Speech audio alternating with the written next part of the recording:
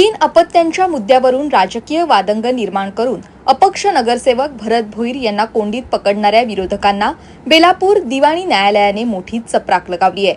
अपक्ष नगरसेवक भरत भोईर यांना बेलापूर दिवाणी न्यायालयाने मोठा दिलासा दिलाय।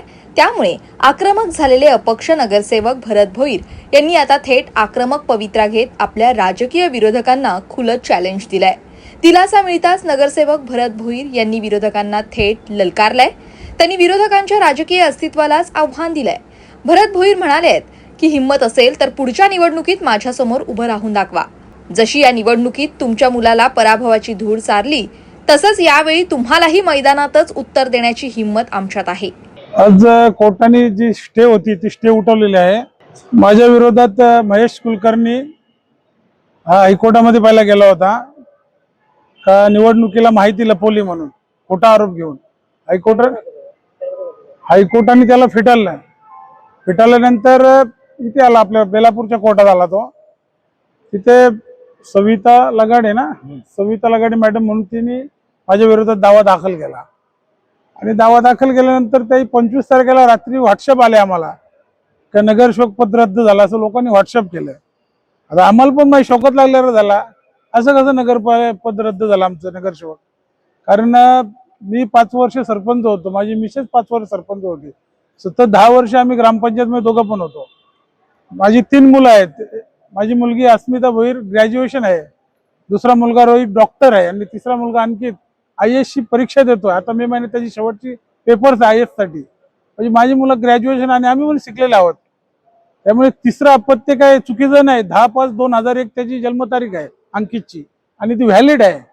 एखाद्या माणसाला कुठेतरी बदनाम करायचं आणि आपला TRP वाढवायचा, कारण मध्ये कोर्टाला सुट्ट्या होत्या, सुट्ट्यामध्ये आपण काही करू शकत नव्हतो। आम्हाला पेपर सुद्धा नाही मिळाले, आम्हाला पेपर परवा दिवशी भेटले। तर नेमकं त्यांनी काय केलं, एलिगेशन केलंय त्यांनी। एक पत्र चोरलंय पनवेलच्या महानगरपालिकेचं, भैरव कृष्णाजी भोईराले। आता त्याचा माझा काय संबंध आहे तुम्ही सांगा जरा। एखाद्या नाव उलटा सुलटा करून तो हा तुझाच नावाचा असं शक्य आहे का? त्यामुळे कोर्टाने त्यांचं म्हणणं फेटाळलं आणि आम्हाला कोर्टाने आज न्याय दिलेला आहे।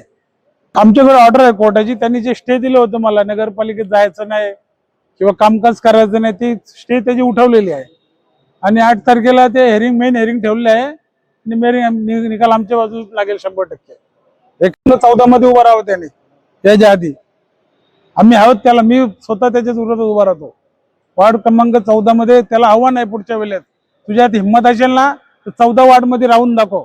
एक आग्र्याचा बच्चा आहे बोललो, तो तुझ्याशी लढाई करणार। आगरी समाजाच्या मागे लागू नको, त्याला मी सांगतो।